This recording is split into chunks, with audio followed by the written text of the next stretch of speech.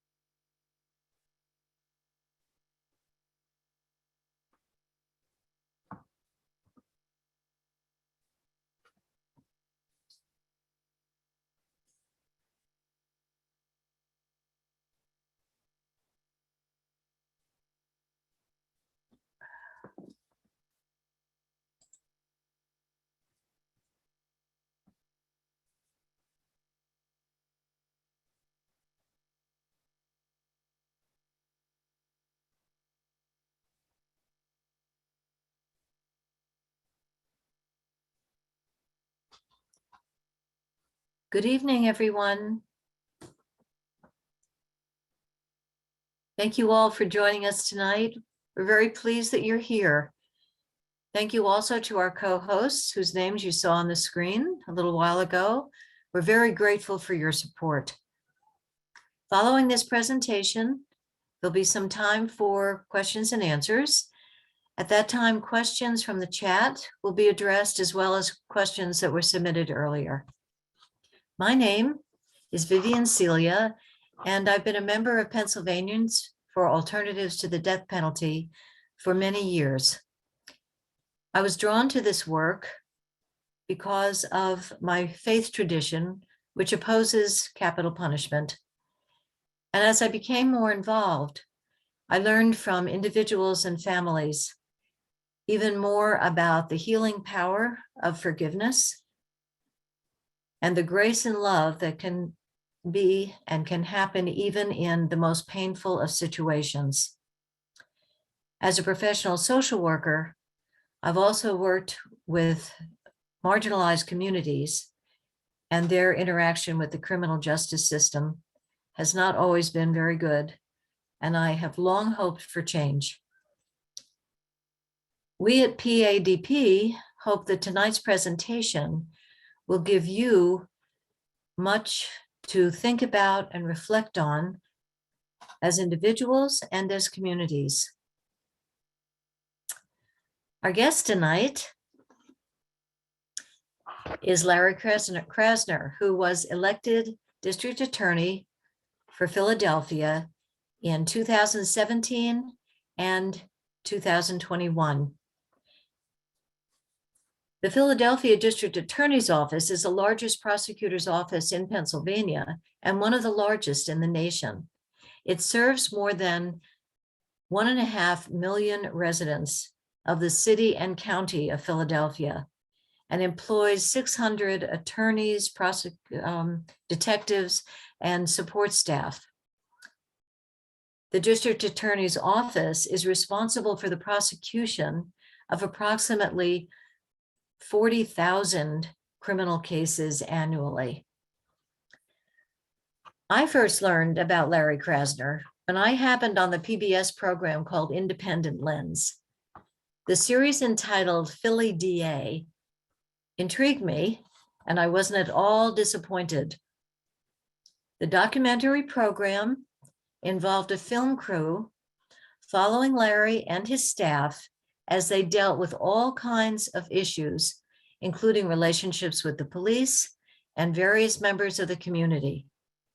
From the hiring of staff to meetings with special interest groups to decisions about prosecutions, I learned so much. I was fascinated and I really got educated about the many responsibilities of the district attorney's office. I found that I wanted to learn more about this person who was opposed to capital punishment, had been a criminal defense lawyer and a civil rights lawyer for over 30 years, and then decided to try and change this often difficult and unjust system from the inside. So I read his book, For the People, and then our PADP group decided that we would ask Larry to come and speak as to all of you and to us. And I was absolutely delighted when he agreed to do that. So now it is my great pleasure. It is also my honor to introduce Philly DA Larry Krasner.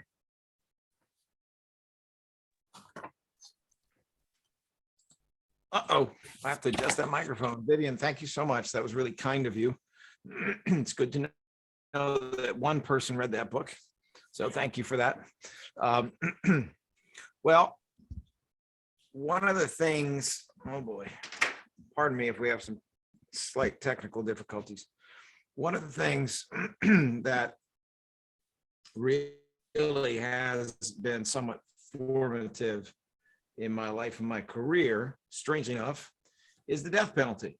I'm sure that's not true for everybody, but I came across it a weird kind of way. And that is that after I went away to college, I took a year off and I worked essentially as a not very skilled carpenter for a year. That was in Chester County, Pennsylvania, which is right outside of Philadelphia. At the time, it was a very Republican, fairly conservative suburb, somewhat agricultural area as well. And I found in the U.S. mail that I had been noticed for jury duty. This was at a particularly important time in the history of the death penalty. It was essentially after the moratorium ended, the U.S. Supreme Court's moratorium. So a little background, I came out of college in 1983, and this was 1984. I was 23 years of age. I'm 60 now, so it's been a minute. And what was happening in Chester County is that there had been a terrible rape, murder of an elderly woman. And the prosecutor out there, the Chester County prosecutor, was going after a man who had been arrested, and they were seeking the death penalty in that case. At that time, I had feelings, but I didn't really have a terribly educated opinion about the death penalty. I didn't know all the details. By the way, that is my assistant. If you see a tail in the camera, that is my assistant, Orchid the cat, and she's making sure that I'm communicating well. She's also trying to knock my computer off, but that's only because she's grateful for having had her 7 o'clock meal. Anyway, so here I am. Come on, kitty. Here I am in 1984. And I go to be selected, and strangely enough, I get selected. There was not a lot of questioning about what I actually thought. And so I said things that were entirely true, and soon enough, to my surprise, found myself on the death penalty jury. In Pennsylvania, of course, this is a two-phase process. You have a phase that has to do with the issue of whether or not the defendant is guilty, and then you have a second phase in which they put the value of a person's life on trial. And you are to decide whether or not, under the law of the Commonwealth of Pennsylvania, there should be a government organized execution of that person. So kind of a daunting thing. kind of daunting at 23. Strangely enough, shortly before this letter arrived in the mail, I had applied to law school. I had been debating a few things. One of them was divinity school, strangely enough. Another was becoming a professor of Spanish. I had my undergraduate degree in the Spanish language and literature. And the third was law school. But at that point, my brother had convinced me that because I like to argue with everybody all the time, maybe I should be a lawyer. He had a point. And so I was not even actually questioned about whether I had applied to law school, what my long-term aspirations were. I'm not sure whether I would have been selected to that jury if I'd been asked those questions, but I was not. We started the trial phase. It was a very unusual trial because it was the first effort by the Chester County prosecutor to seek the death penalty after the United States Supreme Court said it's okay again. What had occurred a few years prior is the U.S. Supreme Court had said it was not okay, it was unconstitutional, and it was against the United States Constitution as it had been applied. So a lot of states changed their laws, and it was supposed to be okay again. It's kind of a strange notion that it's okay and then it's not okay and then it's okay again, but that's what was happening. And so the case began to unfold in this room. The case turned out to be, as I mentioned, the murder of an elderly woman and her rape. The house where her body was found was on fire. There was pretty clearly an effort to destroy the evidence by burning it down. And strangely enough, she was the mother of an FBI agent. The FBI flooded the area almost immediately after the killing, as you might imagine. The defendant was apprehended very quickly. It was within a day or two. And the evidence against the defendant was pretty strong on the issue of guilt. It included the fact that the defendant had worked for this woman. The defendant was found in a nearby motel with her car. And there was a thumbprint, I believe it was a thumbprint. It was his thumbprint that was on a mirror of the car, and the thumbprint was in her blood. So I could tell you more details, but the bottom line was the evidence was really pretty strong on the case. And it was an appalling situation. Multiple broken ribs and so on were found during the autopsy. We were a sequester jury. And what that means is in a case where a judge has some concern that the publicity and the pressure may be so high on a particular case, they have the jurors live together in a hotel, dine together, walk around together. I slept at night with a roommate in that hotel. Very uncommon, very expensive, seldom done in any courthouse in America, but that's what happened during that trial. There were various peculiar things going on. During the trial, there were a couple of the jurors who were not in love with the tranquility and peace of being on a sequester jury. So they organized a pretty boozy party that I did not attend, which came to the attention of the judge and resulted in a whole lot of questions and the removal of a juror, if I recall correctly. It did not seem to me to reflect the enormity of the task before us, or the dignity or importance of a homicide proceeding, much less a death penalty proceeding. But I kept moving. I did not participate in that event, which is fortunate. So I didn't have to be questioned about it, and I kept moving. The jury went out to deliberate after we heard closing arguments from a not very capable appointed defense attorney, who admittedly didn't have much to work with, but did not strike me as being a terribly well-prepared or capable attorney, given this enormous task of defending this man under these circumstances.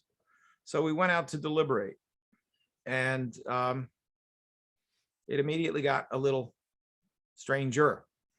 And I say this for a reason, not just to tell you a story, but to tell you that my personal experience on that jury has affected how I thought about the death penalty ever since. So one of the first things that happened is a man who wore a cowboy hat. Now, this is Pennsylvania, not Texas, okay? And there are indeed some people who are involved in agriculture who might wear cowboy hats, but not many. This was an older man. He's wearing a cowboy hat. He had on cowboy boots, which are even more uncommon in Pennsylvania. And he had a belt buckle that was about as big as a Volkswagen. And, was clearly trying to explain to us that he was a cowboy. We get it. You're a cowboy. He then proceeded to say that we know what we were there for. We were there to get that boy, is the phrase. The defendant was black. The victim was white. The cowboy was white. And I knew what boy meant. Caused a bit of a commotion because, to put it mildly, it was not consistent with any notion of fair deliberations or a fair jury trial or avoiding bias, prejudice, all the things that we had heard about from the judge. We weren't supposed to do that. He was doing it right there. So I had a few things to say about it. The next time that I experienced people in that room saying things that I thought were very troubling in terms of their outlook, one of the jurors said something about another juror that seemed like an anti-Semitic comment. It was a comment made by a woman who had a thick German accent and was apparently an immigrant. And I say this with love for my German friends and family, but she did have a thick German accent. She said something to a juror, or about a juror with whom she disagreed, about pretty Jews. The person about whom it was said demanded that she repeat it. She would not repeat it. The juror sitting next to her was asked, what did she say? That juror refused to repeat what she had said. It was not a perfect scenario, and it certainly felt a little troubling to me. But the most dramatic moment during the first day of deliberations came when the quietest one of the jurors, who was another probably in his 50s, got up and he pulled a little Bible out of his back pocket and he was holding it upside down. And he started to mumble something about, to the effect of, who am I to judge another person? It was a biblical reference that he was mumbling or half quoting or maybe quoting, but we couldn't hear him very clearly. And one of the kinder jurors started to speak to him and ask him what he was talking about. And he eventually made it clear that he could not deliberate. He could not make a decision in this case. He could not judge another person. Now, obviously, that was contrary to what he had said during jury selection. It seemed strange, and he seemed a little bit stranger. We put together a note, which I wrote, sent it to the judge and said, look, 11 of us think we can make a decision on this guilt phase, but we're not so sure about the 12th one. He just did the following things, and we explained what he had done. The judge looked into it. It turned out that the man who stood up and held the Bible upside down required psychotropic medication. He had serious mental health issues. And when he had been questioned about serving on a jury, he had lied and said that he did not have mental health issues, that he did not require any medication, perhaps not understanding that he was going to be sequestered. So his being sequestered in the hotel meant he couldn't get home to his medication. And so he started to fall apart over a period of several days. I actually remember the day before, his behavior at the dinner table was a little strange. He seemed to be looking at the menu upside down, but I just kind of wrote it off to maybe he was tired or something. So he was removed from the jury by the judge after the judge determined that he was not to continue on the jury. And we were told, 11 of us, to proceed, and we did proceed. We spent a couple of days carefully sifting through all the evidence. We eventually concluded that the case of murder and rape and arson was proved beyond a reasonable doubt. And we came in with a first-degree murder verdict in light of all the evidence, only some of which I've told you, but in light of all the evidence in the case, we came in with that verdict. And as we did so, we were sitting in a jury box. We were in the courtroom. It was kind of a painful, dramatic moment for us. Some people were much more comfortable than others. Some people were kind of twisted up in their jury chairs. And that was because we were all assuming that the next thing that we were going to do was start a second trial, which was a trial about whether or not this defendant, who was a man named Staten, should live or die. It's daunting. It's problematic. It should bother you. If it doesn't bother you, there's something wrong with it. But we were rendering that verdict. And after we did that, we were told, to our surprise, that there would be no death phase. What we did not know is that when the judge removed this juror who had held the Bible upside down and said he couldn't judge, he couldn't sit in judgment, couldn't come to a verdict. When the judge removed that man, there were not enough jurors to have a verdict of 12 jurors. All of the alternates, the usual fill-in substitute jurors, had been sent home. And under the law, as the judge understood it at that time, he could not take a verdict of 11 unless he had an agreement with the defense to take a verdict of 11. The defense attorney, who I didn't think was all that capable, did one very capable thing, which is that he agreed to take a verdict of 11, but only if the death penalty was removed from the case. Only if there would be no death phase, there would be no possibility of a death sentence. The county, having spent a lot of money to put a lot of people in a hotel, undergone a long trial, made a decision for whatever reason. They made a decision that they did not want the death penalty enough to retry the case, and therefore they agreed to it. I walked away from that trial having decided a lot of things. One of them was that I was going to be a trial lawyer, that I was going to do, another was that I was going to do criminal law, which had always interested me. I walked away seeing tremendous strength and weakness in the jury system. The strength came from the fact that you had a group of people who were kind of a super brain. There were many people who really honed in on certain kinds of evidence, understood it thoroughly, memorized it, remembered it, and could argue intelligently about it. They just had certain skills that I didn't have, and I had some skills they didn't have. And the same was true of the jurors on either side of me. So at its best, that jury was a super brain, but at its worst, it was a mob of bigots. And I saw that with words coming out of the mouth, which was troubling.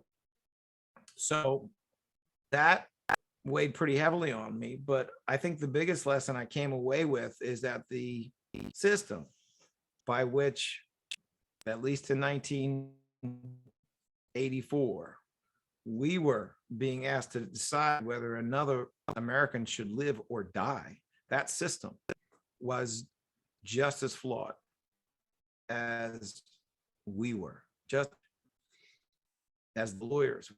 That system, which one would hope would be nearly perfect or perfect if you're going to make a decision of that magnitude, that system was highly flawed. And so I went from that experience, my first experience with the death penalty, to law school, where I became ever so slightly obsessed with the death penalty. It just so happened, as I approached my graduation from law school in California in 1987, just so happened that our moot court topic, meaning the topic that students have to debate in a mock appellate proceeding. In other words, you have to act as a lawyer in this proceeding. The debate was about whether or not we could execute juveniles. This is 1987. This is long before Bryan Stevenson had that brilliant success in convincing the United States Supreme Court that it was unconstitutional to give the death penalty to juveniles and to execute juveniles.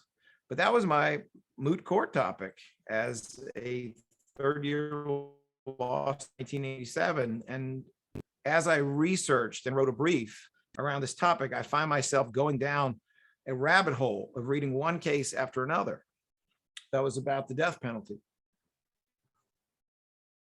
And I was struck over and over again by the opinions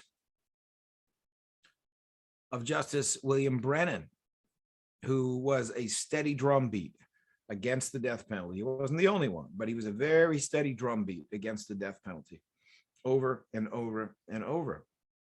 I was struck by the research and some of the science around it, its discriminatory aspects. I was being taught at the time. One of my professors, relatively young professor, was a guy named Sam Gross, Gross, probably known to many of you, who, among other things, was very involved in litigating issues around whether you were more likely to, whether there was unfairness in the death penalty, in that you were more likely to receive the death penalty if you were a Black defendant, or if you were a Black defendant who was accused of killing a white victim. So I had this swirling around me in law school, came out, interviewed with prosecutors' offices, public defenders' offices, ended up accepting a job as a public defender in Philadelphia. Shortly before, one of the most infamous pro-death penalty prosecutors in the history of the United States came into office, and that was Lynn Abraham, who described herself as being, quote, passionate, unquote, about the death penalty, who was proud of the fact that she tried over and over and over to get the death penalty in Philadelphia courts and homicide cases, and succeeded about every 3 or 4 months. She was in office for 19 years. And if I recall correctly, succeeded something like 109 times in getting death penalties in Philadelphia, only 2 of which have ever been carried out. And they were for people who essentially volunteered. In other words, it was for 2 people who wanted to be executed at a certain point, both of whom had killed multiple people, both of whom pretty clearly had mental health issues involved in some of their gruesome repeat killings. But that was her. She was written up by the New York Times as being, I think they called her the Queen of Death. I think that's what they called her at the time. And that was part of the world. That was Philadelphia. That's kind of where I was.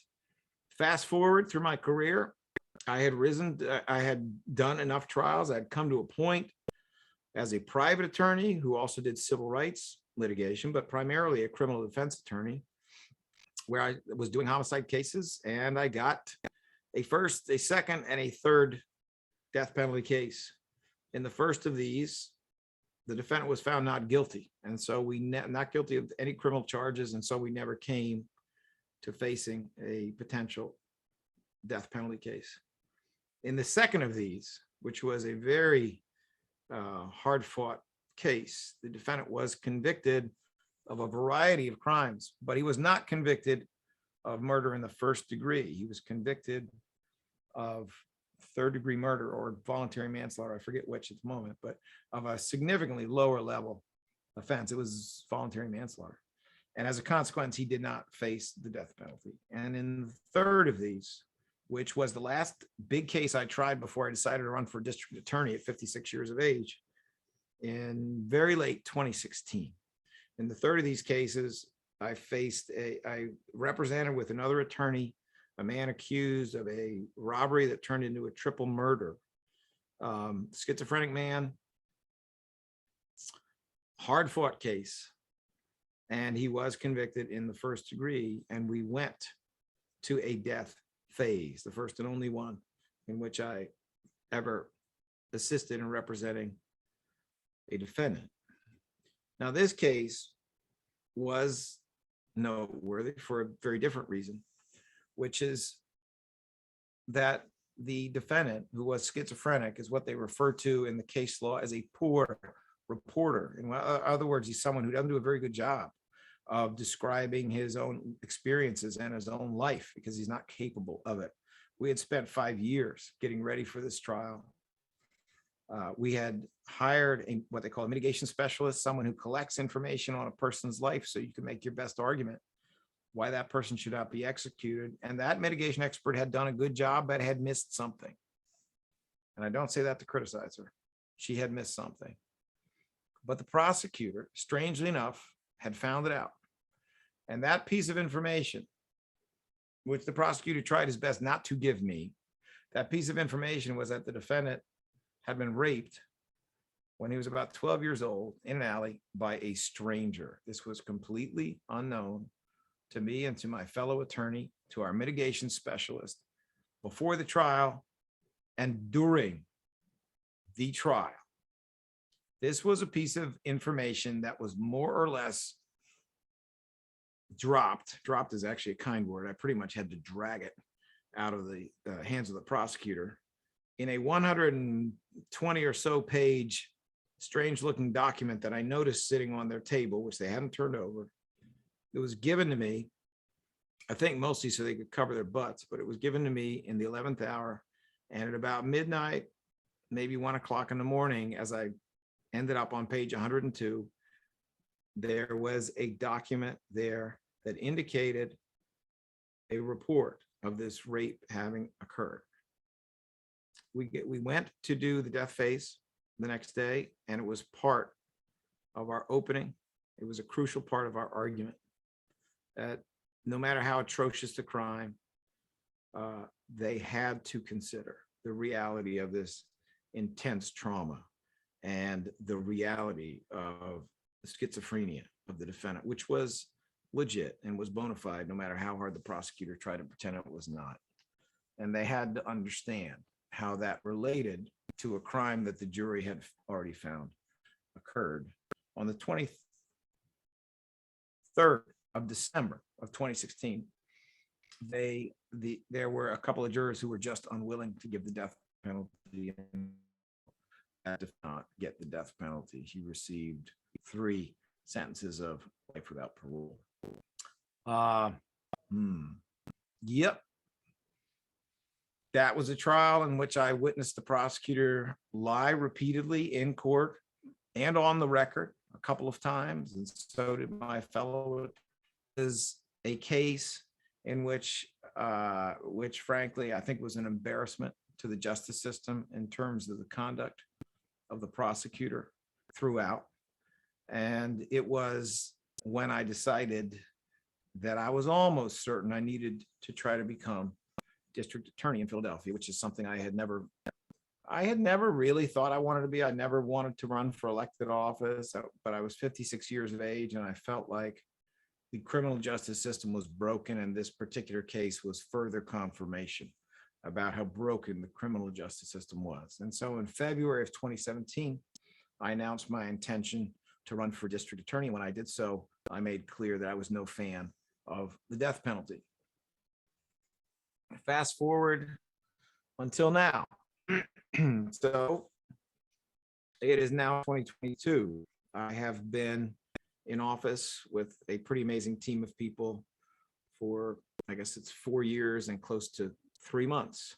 We took office with 4 cases in which the prior administration had notified or given formal notice that they would seek the death penalty. And we have had other cases in which people in the office felt it was appropriate to seek the death penalty. We have considered them. And when I say we, I don't just mean I myself. I mean that I, as well as a committee consisting of, frankly, a very large number of years of experience with homicide cases and years of other relevant experience, a committee with all that experience considers the cases, discusses them, makes a recommendation, and then I make the final decision. Those are for new cases. Those are for cases that have not tried. And in those 4 years and 3 months, we have not sought the death penalty once, including on the cases where there was notice given earlier about seeking it, and including in one case that involved the murder of a police officer. We have also faced many, many cases where the death penalty is in place, and there were appellate efforts, post-trial efforts to overturn that death penalty. And we've had to do our research about what actually happened with the death penalty in Pennsylvania over the last approximately 40 years, meaning the years after the US Supreme Court said, yes, you can do death again. And we found out some pretty amazing things. A couple of attorneys in my office, Paul George and Nancy Winkleman from our appeals unit, and a whole team around them went through essentially every death sentence that came out of Philadelphia during those 40 years. And they noticed certain important things that I think give the much bigger picture, not just my personal experience with the death penalty or how it formed my career, but they give real insight into the death penalty in action and what it actually means. And these are the things that they found. They found, number one, that the death penalty in Pennsylvania over 40 years was not applied to the worst of the worst offenders during the worst crimes. They found it was applied to those who were the most mentally impaired. It was applied to those who were the blackest and the brownest. And it was applied to those who did not have the services of our excellent public defender's office, but who had the services of terribly underfunded court-appointed attorneys, or in some cases, private attorneys. Well, that's not actually what the death penalty is supposed to do. Death penalty, for those who believe in it, is supposed to be applied to the worst of the worst, not the blackest and the brownest, not people who are the most mentally impaired, not people who are poverty or who have lousy attorneys. That's not what it's supposed to be for. And that is part of the reason that my office actually, not so long ago, took the position that the death penalty in Pennsylvania, as applied, the way it has been applied, is unconstitutional because it's not meeting even our U.S. Supreme Court's standards. But we found some other things. We found that over and over and over again, these death sentences have been overturned by appellate courts for our administration. Under other administrations that were in love or in like with the death penalty, they've been overturned over and over and over. At the time we looked, 72% of all these death sentences had been overturned, and they've been overturned largely because either prosecutors had done some outrageous things, or the death phases, the trial, whether or not the death penalty should apply, were done so poorly by the defense, they didn't meet even minimal standards. That 72%, by the way, is not the final verdict, because a lot of the cases were still being litigated with an eye towards their being overturned. Another thing we found was that the period of time before the death penalty was overturned in these cases was on average about 17 and a half years. And what that meant was that the families of these victims, the survivors, and the family members of these victims who had been told by some cynical prosecutor that the death penalty was justice, that 17 and a half years prior or so, were told, by the way, it's been overturned because judges who independently said it wasn't justice at all. So again, these families had no closure in dealing with their tremendous loss and their grief. They had no closure. They spent years going through the notion that there were ongoing hearings and that it could be overturned, and then it was overturned. A final finding, which I think is really kind of significant, is that in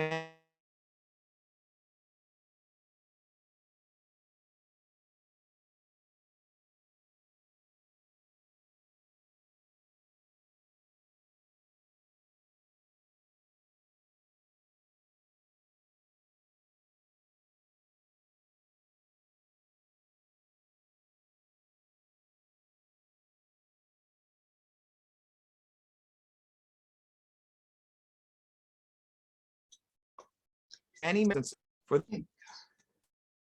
devouring this dramatic, gory trial of a terrible crime, of a horrifying loss. That's what it had been about. But much of the drama was gone. 17 and a half years later, you had a defendant who had been on death row or had been locked up ever since, who may have actually behaved pretty well in prison. And so the argument that that person was a monster was losing some of its zing. The press was not as interested. They were not going to follow it with the same zeal they had followed it before. And therefore, the motivation on the part of a cynical chief prosecutor like Lynn Abraham, and oh yes, she was cynical, the motivation to go through this exercise was not there quite as much. And then the third factor, I believe, is simply that there has been a change in the attitude in Philadelphia and in most of America about the death penalty, and the support for it has diminished and diminished and diminished over a long period of time. Well, I can tell you that in light of everything I've just explained, you may not be surprised to see that my office, after careful individualized consideration of each case, has not sought the death penalty in a new case in 4+ years, but we also have not sought to maintain the death penalty in an old case, in one where the conviction came down a while ago. And we also have taken the unusual but legally correct position that the death penalty in Pennsylvania, as it has been applied, is unconstitutional and therefore should not apply in the future. We've taken a lot of heat for that, as you may imagine. It is not what is supposed to be expected of prosecutors, but it is exactly what our oath is, because our oath is to seek justice. Not that hard. Seek justice. And if the death penalty in a particular case is unjust, or if it is unjust in every case, then it is unjust, and it is against our oath to seek it.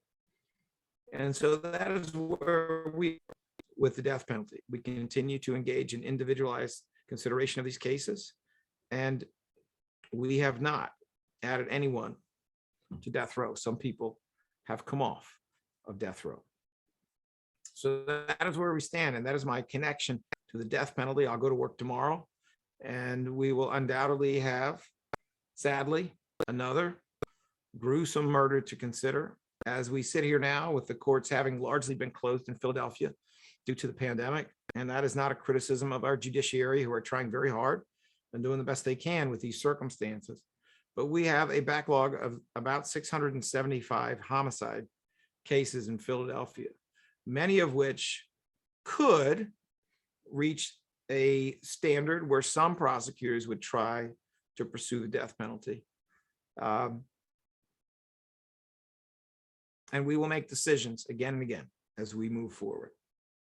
Now, having said that, there are certainly some other things that I could say. I've talked for about 45 minutes about my connection to that issue. There are certainly some other things I could say more generally about criminal justice reform, about its importance, about the reality of how broken our criminal justice system is, and how progressive prosecution is one small part of a possible fix for that system. I know some of this terminology may not be yours. There may be some people who are of the opinion that nothing is to be gained by having progressive prosecutors. But I think it is fair to let you know that most of the country feels differently than that. 15 years ago, there were essentially no progressive prosecutors in the United States. And there were no people living in the United States who had as the key decision maker in the criminal system a progressive prosecutor. And then came a whole bunch of really interesting people around the country, many of them, most of them before me. Kim Foxx in Chicago, remarkable progressive prosecutor who's done amazing things. George Gascon in San Francisco, and now George Gascon in Los Angeles. Dan Satterberg in Seattle. We had Eric Gonzalez in Brooklyn. Marilyn Mosby in Baltimore. Aramis Ayala in Orlando, who took a lot of heat when she said she would not pursue the death penalty, and had to deal with a governor who tried to grab away her power to even consider those cases in a way that never would have been done to anyone who said he was in love with the death penalty, but they did it to her. She, by the way, is running for office, and I hope you will all check into that and provide her a little bit of support, because she is an excellent and courageous person. All these progressive prosecutors started getting elected, and by 2 years ago, 10% of the US population lived in a jurisdiction where there was a progressive prosecutor. That's 35 million people approximately 2 years ago. Then George Floyd happened. And during the 2-year period surrounding the murder of George Floyd, the number of Americans, or the percent of Americans who lived in a jurisdiction with a progressive prosecutor who had been elected and in many cases reelected, came to 20.1%. We now are at the point where there are almost 75 million Americans who live in a jurisdiction, 20% of the country, where there is a progressive prosecutor. There are states like Georgia, where all of a sudden we actually have a progressive prosecutor organization. They used to have one progressive prosecutor. Now they have an organization of them. So there is a sea change occurring. The Republican Party cannot claim that kind of electoral success. The Democratic Party cannot claim that kind of electoral success. And it's not happening because any of us are all that extraordinary or all that wonderful, although some of them are pretty great. But I'm certainly pretty ordinary. It is happening because this is exactly what people want. People want a future for criminal justice that doesn't look like being the most incarcerated country in the United States, most incarcerated country in the world, and simultaneously one of the most violent societies in the world. They want something else. They want to be more like, well, let's just talk about another country, and I'll tell you which one it is in a minute. They want to be more like a country where they have 1/9 as many people in jail. And they have not as many. They have 1/9 the rate of people in jail, and they have 1/9 the rate of murder. Let me repeat that. They want to be, I want to be, we want to be living in a place where we have 1/9 the level, the rate of people being in jail, and 1/9 the rate of murder.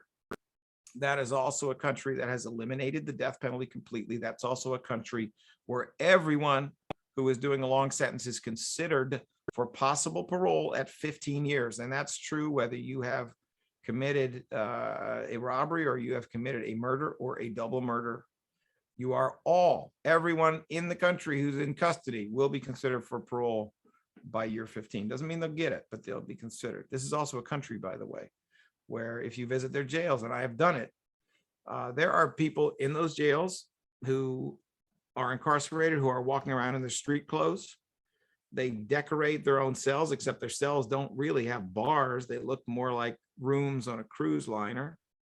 While they are in custody, while they're serving time in custody, they can do industrial work for which they're paid almost the same as if they've been on the street, unlike the United States, where you get paid pennies to do that kind of work. And they're also given language lessons because many of the people in custody in this particular country do not speak the dominant language. They're given language lessons for which they are paid just as much, paid to attend, just as much as if they did the industrial work, because otherwise they wouldn't learn the language. And when they came out of custody, they wouldn't be able to get a job and therefore avoid crime in the future.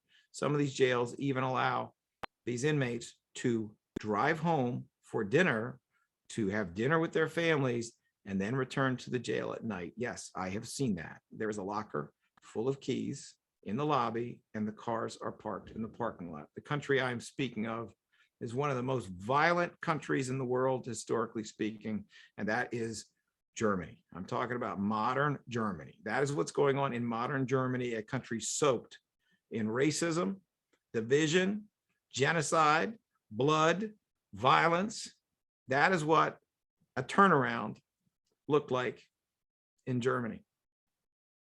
So I don't think our criminal justice reform movement is going away anytime soon. I think what we're going to see is that traditional prosecution, a prosecution that is smitten with the death penalty, is slowly and surely going away. But that will require that all of us do everything in our power to make that happen. I would like to tell you that that our political parties understand the political wisdom of doing something and going in a direction that is so exciting to voters that they turn out in record numbers, and that they are electing progressive prosecutors all over the country at an amazing rate. I would like to tell you that our institutional political parties have light bulbs going off above their heads. They're starting to realize that mass incarceration has taken us to the point where the people have had enough, and the people want this progressive prosecution. But maybe that's a topic for our Q&A. And at this point, I want to thank you for patiently listening to me for almost 50 minutes, and we can go to any sort of question and answer. Thank you so much. I'm Kathleen Lucas, and I'm with Amnesty International and Pennsylvanians for Alternatives to the Death Penalty. And folks have sent in some really good questions, so I'm going to pick some of them for you. Great. What concepts and practices from restorative justice can be scaled up in Pennsylvania? And that comes from the League of Women Voters in Clarion County. What concept of restorative justice? Ironically, I am oh so slightly distracted at the moment because I'm trying to provide the name of my office's director of restorative justice to someone who has had an emergency absence at a panel that starts in 7 minutes. And her name is Jody Dodd. So obviously the universe is conspiring for us to Well, you do that, and I'm just going to answer some of the questions that folks sent in. So we have questions about individual cases, and we spoke with the district attorney ahead of time, and for a variety of reasons, that's not appropriate to talk about at this time. So we'll have to skip those. Let's see. We have a lot of questions about how can we change the narrative and whether change can happen from outside, or does it have to happen at a policy level? So there's a question about whether attorneys, and it's not clear whether these are prosecution or defense attorneys, whether they can lead change or whether it really has to come from a policy level, which I'm assuming means the legislature. So I don't want to, I'm happy to answer that. I don't want to skip over your restorative justice question because Good. it was a great question. We initiated a restorative justice unit in our office. The woman's name I mentioned, Jody Dodd, is very, very dedicated to this issue. And I had the good luck much earlier in my career of having an intern in my office by the name of Sujata Baliga. For those of you who don't know, she is a national expert, actually an international expert on restorative justice. She has won a MacArthur Genius Award around the topic. And we actually do restorative justice proceedings in the office now, although it's a fascinating process and really sort of earth-shaking for the people who are involved when it's done in the right way. I'm hoping within a couple of years we'll actually be really good at it and can do it at a high volume. But I would say if you're interested in pursuing restorative justice work, then I would check Sujata Baliga. The last name is Baliga. The first name is Sujata, Sujatha. She has some brilliant stuff to say about it, has written on it, spoken on it, and has even studied it. There are some of those practices among the, I'm going to mess this up, Maori, that's Maori or Maori. That has gone on there, and there has been a very, very positive experience with it, which Sujata was involved in with a group in San Francisco area called Impact Justice that for years has done restorative justice with juveniles, including in fairly serious crimes. And what they find is less recidivism, meaning fewer new crimes by the juveniles involved in it, and much happier victims, which I find so interesting. Much more of a personal connection and a sense of satisfaction on the part of the victims who are involved in it. So I strongly pursue that. The second question, if I understood it correctly, was can lawyers lead this? I don't think lawyers should lead much of anything. And I know that might surprise you a little bit, but I am a student of and a big fan of social justice movements that have done so many important things to change society. And it was always understood, and that's my wonderful assistant Kat there again. She is back for more. It was always understood that this is called love recidivism. She just keeps loving on me. That's what's going on here. It was always understood that lawyers were technicians for the movement. I truly view progressive prosecutors as merely being technicians. I truly believe that all real change happens at the level of culture and comes from people. It doesn't come from supposedly important leaders. That is, in fact, why I submitted to the risky and bizarre process of the 8-part docuseries Philly DA. I had no editorial control whatsoever. We had to be very careful. They didn't video things that were,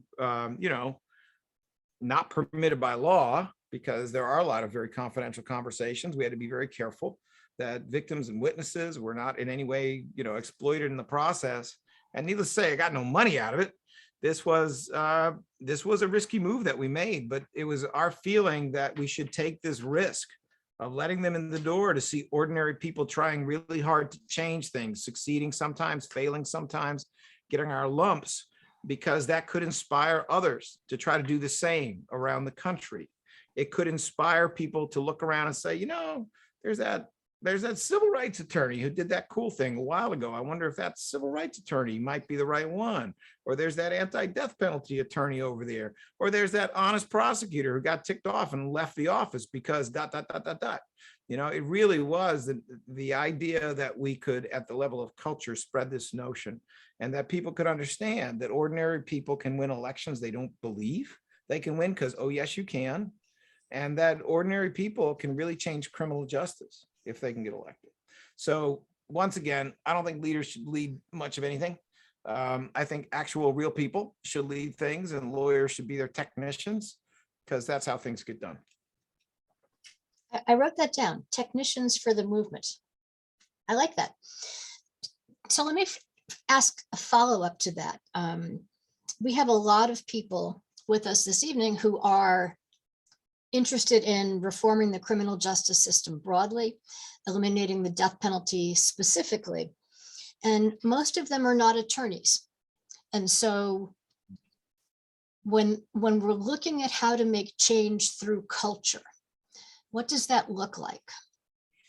Oh my goodness, it looks like so many things. First of all, prosecutors do have a lot of power, and that's why they can be a part, sort of a 1.0 in one aspect of criminal justice reform. But it is mayors who appoint police commissioners. And, number one, they don't have to be lawyers, but more to the point, everybody knows who your mayor is. Everybody gets to pick who your mayor is. Mayors can be accountable. You can pick them according to what they're going to require of their police commissioner. Are they going to be A-OK with police not turning over evidence, with police extorting confessions from innocent people, with police who engage in illegal stop and frisk, with police who behave like an occupying army rather than engaging in proper community policing?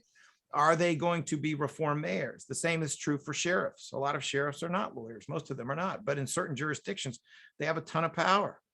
So, of course, people who are not lawyers can participate in extremely important and meaningful ways. They can become police officers. There is no better way to change policing than to have the right kind of people in those positions, people who are willing to speak the truth when there is a culture that wants to do something else. There is so much that can be done without having a law degree that I think it really outnumbers what can be done by lawyers in these fields, and not the least of which is journalism. I did a panel the other day, and there was a great journalist. I won't give you his name. I won't tell you where he is. Great journalist who texts me and says that after covering criminal justice issues intensively in a particular part of the country, he's decided to go to law school so he can become a progressive prosecutor. Whoa, I almost want to say, don't. You're doing more good where you are. Stick with what you're doing. I mean, there is so much that can be done. Was Dr. King a lawyer? No. Somewhere in the background might have been Bill Kunstler, who was a lawyer, doing some stuff for him. But, the real change is not happening because you are a lawyer or because you're not a lawyer. The real change is happening because this is actually what people want. The biggest challenge, I believe, is that there's a massive level of incumbency among DAs. About 80% of the time, DAs run unopposed. They run unopposed. Well, they can't lose if they run unopposed. And that is because the perception is, and I'm sure this is also true of sheriffs and other important positions in the field, judges as well, but the perception is people who got elected somehow have some secret that only they can get elected. Well, the absurdity of my being elected with basically no serious political background, although I knew a few tricks from watching my wife get elected, but with no serious political background, proves that anybody can get elected. What else proves anybody can get elected? Donald Trump proves that anybody can get elected. That man should not, never mind what I think about that man. Anybody can get elected. And what incumbents are really good at doing is convincing you that you can't. That's because they're afraid you'll run against them. So please feel energized, feel emboldened, go through your mental list of people and say, you know what, that one might be a pretty great sheriff. That one, because that one is out there. You might just be that one. And if you are that one, you should run.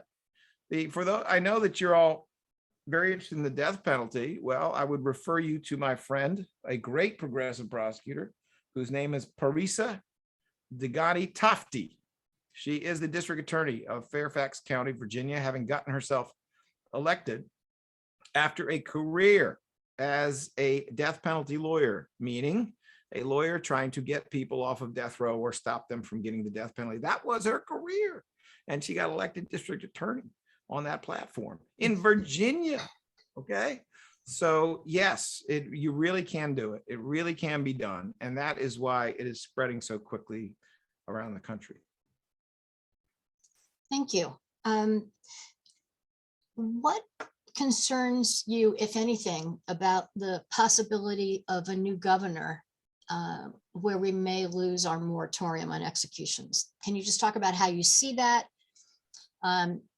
If it seems likely, what advice do you have to those of us in Pennsylvania who don't want executions to resume? Well, I'm always very careful about what advice I give, because I try not to create ridiculous scenarios where terrible people can try to say I no longer should have the power to do A, B, and C because I have expressed an opinion of which they disapprove. And that is what Trumpy people do. So I have to be a little careful how I answer that. We have a highly contested governor's race this time.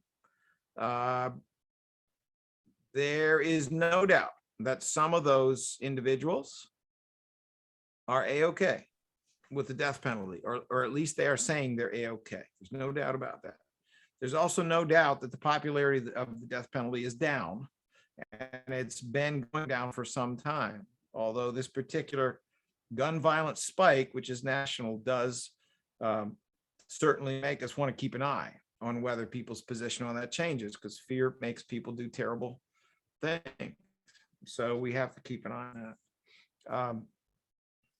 I feel comfortable giving a strategy around what to do, A, because it wouldn't be nearly as good as the strategy coming from many people on this call or many people B, it is probably unwise for me to speculate too much on what the Democratic candidate might or might not do, but there's no question that he is a protege of sorts of the current governor. And one of the things that Governor Wolf has done right, and he hasn't done everything right. I would like to see some money for education in public schools in Philly, for example. But one of the things he clearly has done right is his moratorium on the death penalty, which I find to be not only consistent with what the law requires in light of how the death penalty is applied, but a representation of his values and his morals around this issue. So I will just have to leave that to smarter people here. But I can tell you that we're not seeing a lot of people added to death row. We are seeing a significant number of people who have come off of death row. And for those of us who think that the death penalty is not a great thing, I think the long-term view is certainly positive. You mentioned a prosecutor from Virginia.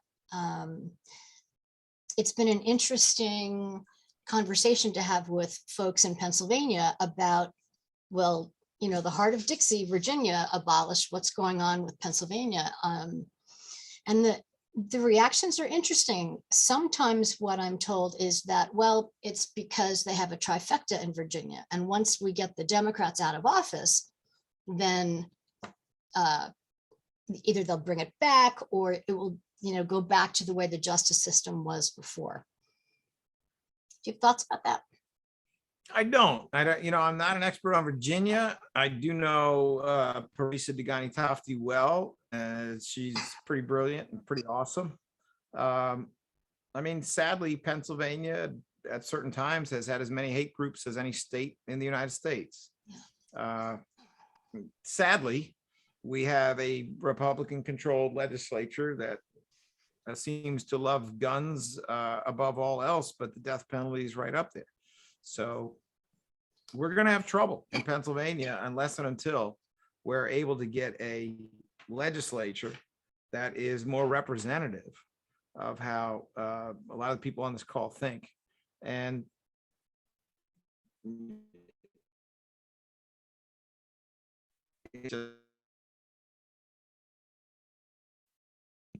city in the northeastern United States allows the death penalty, meaning Philadelphia. That's pretty sad. We like to flatter ourselves that we are somehow better than the Heart of Dixie, but our hate groups aren't any better than the Heart of Dixie. And we have a head of a police union in Philadelphia who referred to Black Lives Matter as a quote pack of rabid animals unquote. I could go on. Pennsylvania not so enlightened. Sorry. I wish it wasn't true. But I do think that, when we look at Pittsburgh, which is becoming very progressive, they have elected the first Black mayor, and we look at Philadelphia. The truth is that criminal justice reform in Pennsylvania is probably the key to the Democratic Party's success in Pennsylvania. Because you can take the whole state if you turn out in big numbers, reluctant, unlikely, Black and brown, poor voters, Pittsburgh and Philadelphia. And there are many other small cities where you have a significant increase of progressives. And what they want is criminal justice reform. What they want is policing reform. They want these. So to the extent there is a candidate who represents criminal justice, we'll see big turnouts. That happened all 4 times I ran. It also happened, and I think this is the key point. First 2 times I ran 27 ago, Donald Trump. And you represent something that doesn't seem like Donald Trump. So that's why you're seeing this massive turnout. Okay, all right, could be. Then comes the reelect, which was last year. We have Joe Biden. The city of Philadelphia is damn street. Philadelphia is that it's 40% white, 60% Black, or that absolutely hate Donald Trump. When I come up for election a year later in an off-cycle election, national experts said, a bigger turnout. Even bigger turnout. This was a dissatisfaction with Trump vote. This was an actual vote for criminal justice. There was a rather crafty council person during Biden election did a really crafty thing. She put out a ballot measure, and that ballot measure said, yes or no, that Philadelphia police should stop illegal stop and frisk, right? Now, that is a ballot measure that changes nothing in the world, because what was illegal before the ballot measure is illegal after the ballot measure. It has no effect at all. So why is it that this rather crafty council person put it there? She put it there because she knew that it was a criminal justice reform issue people were passionate about. And even if they weren't necessarily going to turn out to vote for Joe Biden with some kind of energy and exuberance, they were going to turn out to vote for that ballot measure. And yes, indeed, we turned out record numbers of voters. The point I'm getting at is that whether it is a sheriff position, whether it is a judge who's running on a criminal justice reform platform, whether it is a candidate for DA, whether it is a mayor who says, I'm going to make sure we have a police commissioner who is a reform commissioner, whether it's a specific issue, like we don't want to have car stops all the time over little stuff, because they're dangerous and because, unarmed people can get shot. Whatever they are, to change the death penalty in Pennsylvania, you got to change the legislature. If you want to, you got to get out the vote of people who care about criminal justice reform generally. And that means you have criminal justice reform on the ballot in Pittsburgh, in Philly, and in many other cities. And that is actually politically how you could have the energy and you could have the Democratic dominance that could eliminate the death penalty in Pennsylvania. From where I am, it appears that you are very glitchy. And so we heard you, but we couldn't see you for a lot of that. And I'm wondering, would it be okay if you left and came back with that same link to see if that helps? Yes, I will. Thank you. I will do that. I'll be right. Thank you, sir. I appreciate that. So while he's leaving us for a few minutes, I want to let you know that there are some actions that are timely and important.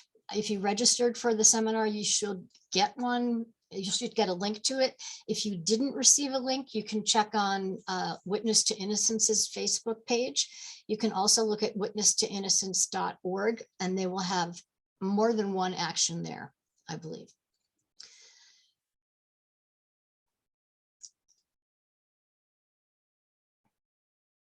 I hope this works, but maybe.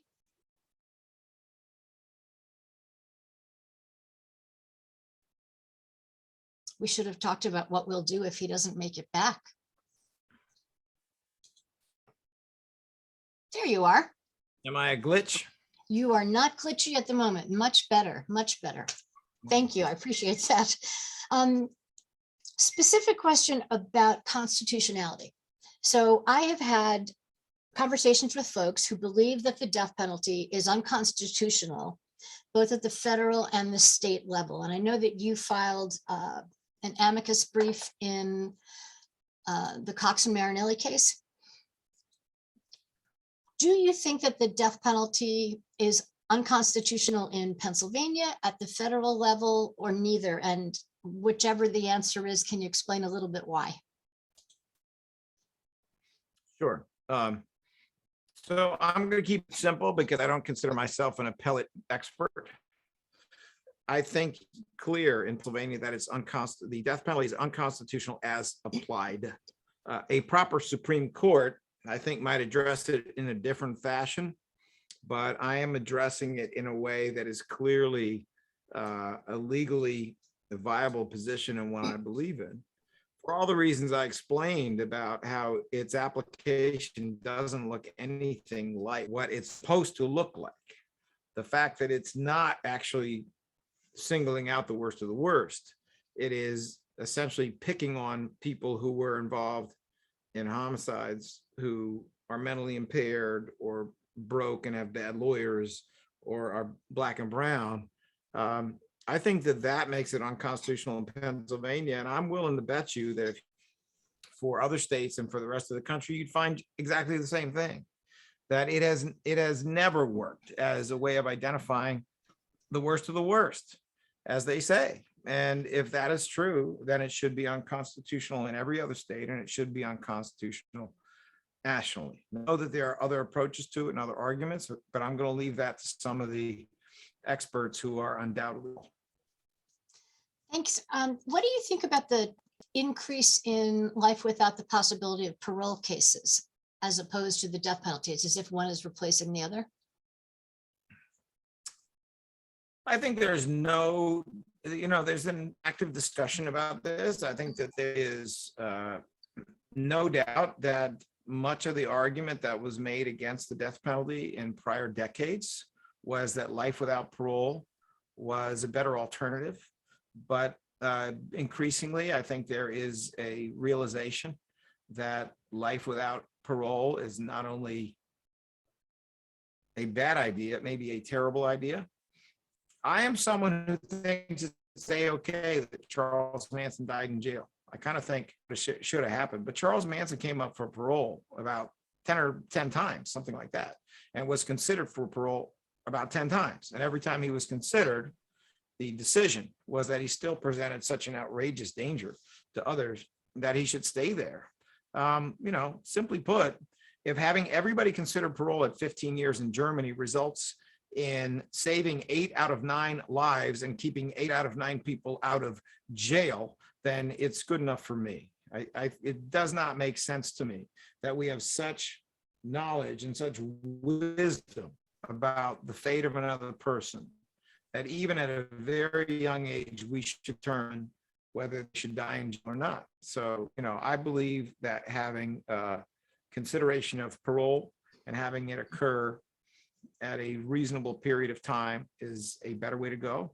And I think what we have seen with the resentencings of juvenile lifers is probably the most scientific test, kind of a bizarre test, because it was certainly unexpected. But, simply put, you had juveniles who were involved in homicides, and they were either given a death sentence in a few instances, or they were given a sentence of life without possibility of any parole in Pennsylvania, meaning they fully expected to die in jail. They had no expectation they would ever live outside of a jail. And yet, when you look at what they did in custody, some of them got college degrees. Many of them had no write-ups for 20 years. They, in many instances, they became stabilizing influence for 10 or 12 years. They became mentors to younger inmates, their younger selves. They behaved in ways that weren't monstrous at all. And then, lo and behold, when Brian Stevenson, once again, had an amazing victory and we had resentencings of all these juveniles, I was in a unique position because Philadelphia had more juvenile lifers than any other city in the world. My predecessor had to resentence a little bit over 100. We have resentenced a little bit over 100. And we actually know the science of what happens when juvenile lifers get out after 40 years or 35 or 25 or 20 or 17 and a half. We know the science because there are hundreds of people in Pennsylvania who were juvenile lifers, who expected to die in jail, who got out, and they have been out for 1 or 2 or 3 or 4 or 5 years or 6 years. And so we have hundreds of years of their being out of custody. And what we have found, if I miss something, it's a more recent update. But out of those hundreds of years of these supposed monsters being out of custody and among us in Pennsylvania, I am aware of 6 arrests. I'm aware of 2 convictions. The most serious conviction was for a 3rd-degree robbery, meaning the lowest level robbery, which is basically a purse snatching or a struggle in which no one was injured and no weapon was used. That's the most serious thing to come out of those hundreds of years of being out of custody. It is a fair statement that if any of us on this call walked out our front door right now and picked a random 100 people who are walking around, that's a more dangerous group than 100 Pennsylvania juvenile lifers. To me, this is the keyhole that looks into the door on the whole system. We have this system that is built on the cracked foundation of the notion that you're either a monster or you're a saint. And we know exactly what you are from your being involved in a terrible deed. And that foundation, as I said, it's cracked, it's broken, it's not true. The truth is that people change profoundly, and to spend infinite resources to change profoundly, to incarcerate profoundly changed people rather than invest those resources in prevention, into public schools, into everything that prevents the next crime from happening, really doesn't make any sense. So just as a follow-up, one of the questions that we had was, how are we doing with numbers on juvenile lifers? I know you said that 100 were released before, and there's been 100 since you've been the DA. Do you have a sense of how many we still have that are juvenile life sentence people? I just want to clarify, it's not actually, there were juvenile lifers all over Pennsylvania. Philadelphia was just the epicenter for it. Right. So when I speak of recidivism, I'm speaking of juvenile lifers who were released across the state. Mm-hmm. We had over 100 resentencings in Philadelphia in the prior administration, and then over 100 in this administration. Not all of them are out of custody. Some of them were denied parole. Some of them still have more time to serve on their resentence. And then a few of them have not been resentenced. The number to be resentenced is quite small. I think it's something like 10 or thereabouts, or fewer than 10. Some of that delay is pandemic related. Some of that delay is court procedures for certain people who insisted that they were innocent or were pursuing other kinds of court proceedings. There were delays. I'm not a fan of those delays, but there were delays in those resentencings. It is my expectation, though, that we should have finished all of the resentencings probably within a year or 2. Okay. One of the questions that we also had was about social workers. And specifically, we have some social workers that have been, I guess, adjacent to the court system in that their clients were exposed to the criminal justice system throughout the time that the social worker was working with them. And the question is, how can social workers be more effective change agents in ending the death penalty? And I know you don't want to give us advice, but everybody keeps asking for advice. So how about if you just make suggestions about how social workers could be more effective change agents? Wow. So social workers are awesome and they are change agents all the time. So I guess they want to do this on their vacations or something. Take a break from change with change. I mean, there's so many different things that social workers can do. I feel like I'm the least expert person in the world to answer that question, but I mean, certainly, social workers on an individual basis at the micro level, they can be great mitigation specialists. Social workers understand the life of a defendant who is facing possible execution in a way that other people don't. They have a capacity to read records having to do with interventions into families, foster care, and Department of Human Services records and things like that. They can do amazing work with the families of victims. There are a lot of families of homicide victims that include people who are not fans of the death penalty, either never were or aren't anymore. And that's a pretty important and compelling voice. I can't really think of anybody better equipped to talk to them than social workers, who are really adept at talking to people who've been through trauma, they've been through grief. They know how to be compassionate in ways, frankly, I never could. I see that, but there's also nothing stopping a social worker from becoming a sheriff, a social worker from being an incredibly effective political operative, incredibly effective leader around issues like sky's the limit, yo. I mean, I think social workers can do amazing things. So I'm having trouble figuring out what they can't do. Okay. Well, so I think what's happening is that because you are high profile and you're doing things that are not happening elsewhere, I think that what people are hoping for is inspiration, which you've already provided. But I think they are looking for something more. And here's what I mean by that. As a district attorney, you have a very specific role. And one of the things that you've talked about is that you're not actively seeking the death penalty and you're not trying to keep that sentence in place. So I just want to push a little. What else can you do? You, not the social workers, you. What else can I do? Well, yeah, to help us get rid of the death penalty in Pennsylvania. Now, as I said, I am not interested in having crazy people try to disqualify me from making decisions, which happens pretty frequently. In fact, I got a big fat lawsuit on my desk yesterday. Congratulations. Particular case. It happens frequently. So I'm not trying to get in the middle of that. But if what you're asking me is what could a progressive prosecutor, any progressive hypothetical, right? A hypothetical progressive prosecutor. What can they do? Well, one thing that they can do and do quite frequently is on a national or maybe a statewide basis, they sign on to briefs as amicus. Mm-hmm. So when a particular argument is being made, that a person who is suffering from XYZ kind of mental impairment should never be silenced like that. You will often see the signatures of many forward-thinking prosecutors or ex-prosecutors mm-hmm. who agree with that, because there are a lot of prosecutors who don't think the death penalty should apply. I mean, that is, after all, how New Jersey got rid of the death penalty. All the prosecutors said no, right? So they participate at the level of endorsing viewpoints that are taken in legal briefs. What can a progressive prosecutor do? They can testify before the legislature. This is my assistant again, and they can, state their arguments and their reasons why it's a bad thing. One of the things they said in Jersey is it's a waste of money. Mm-hmm. There's just much better things to do with this money than that. Pretty compelling argument in a place like Pennsylvania, where the only person to have been involuntarily executed since I was born was executed when I was 1 year old, and I'm 60.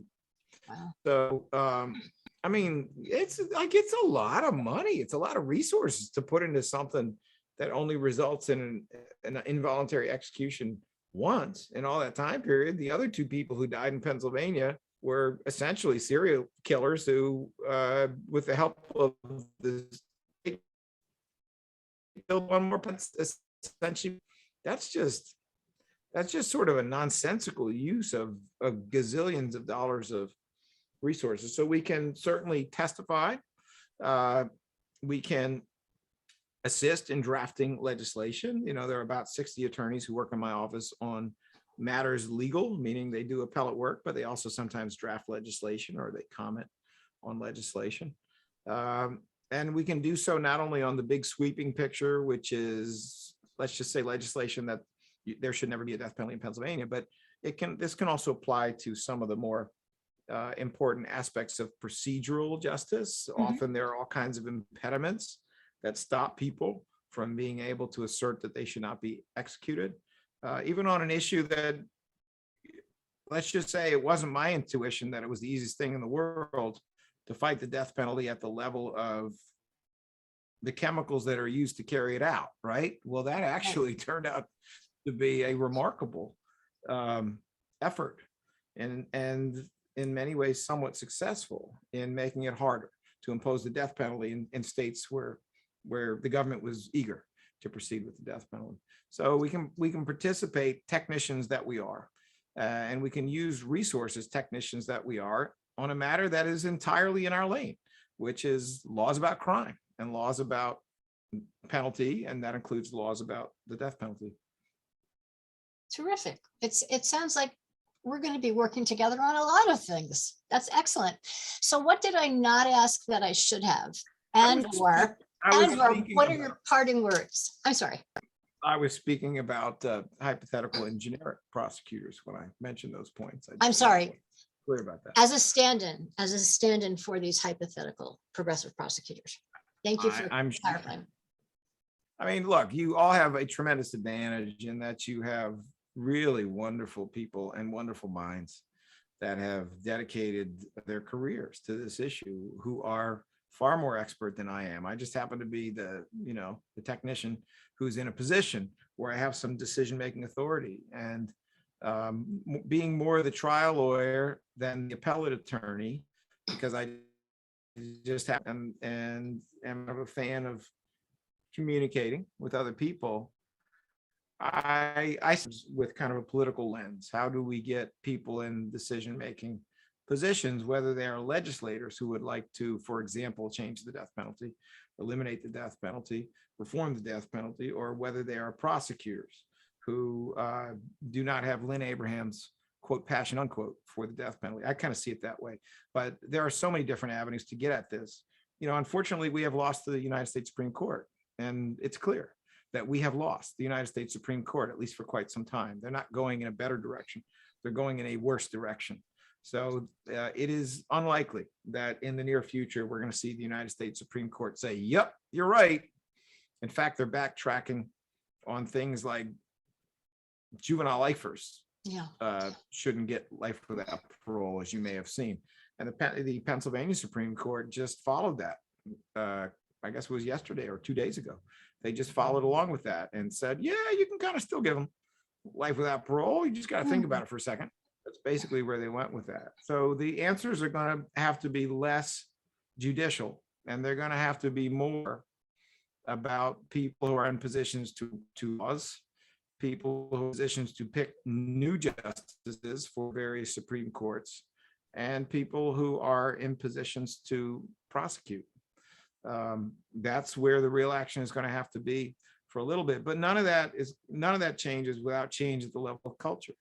You know, a book, a film can be so compelling. Music can be so compelling. It can make such a big difference. It was not a mistake that Dr. King is up there with Mahalia Jackson and Harry Belafonte, and on Wednesday, I think he had Marlon Brando up there or something. It's not a mistake that these important cultural figures were up there with someone as thoughtful and careful and strategic as Dr. King, because the change really does happen at the level of culture. And therefore, the ability to contribute to that cultural change comes from so many different ways and so many different vectors. Terrific. Well, thank you. I'm looking for Vivian, and unfortunately, no matter how much I crane my neck, I can't see her. So Vivian, if you can see us, can you come back? Oh, there you go. Okay. Well, thank you, Larry. And then I think Vivian's going to close us out. Only if you unmute. Okay, there we go. Well, okay. First of all, I have to thank Larry for being here, for your insights, for the things you've done, for your ideas, for taking on the job of DA, and also for saying such nice things about social workers. And thank you to Witness to Innocence, who have provided us with their technological help and support. That's been really important. Thank you to the audience for your questions. I know we didn't get to everything, but there might be an opportunity to answer some of those later in this sort of after group that we're going to have. And thank you to all of our co-sponsors. I guess the other thing I'd want to say is that everybody working together is the kind of thing that gives me hope and energy. We help each other. We help the people who are not in a position to help themselves. And we all have to get involved, stay involved, and get people to vote. I think maybe getting out the vote may end up being the most important thing that we can do in the next 6 months. Okay, so again, thank you, Larry. And I'll say good night for PADP. Everybody take care, stay well, and see you next time. Okay, good night. Good night.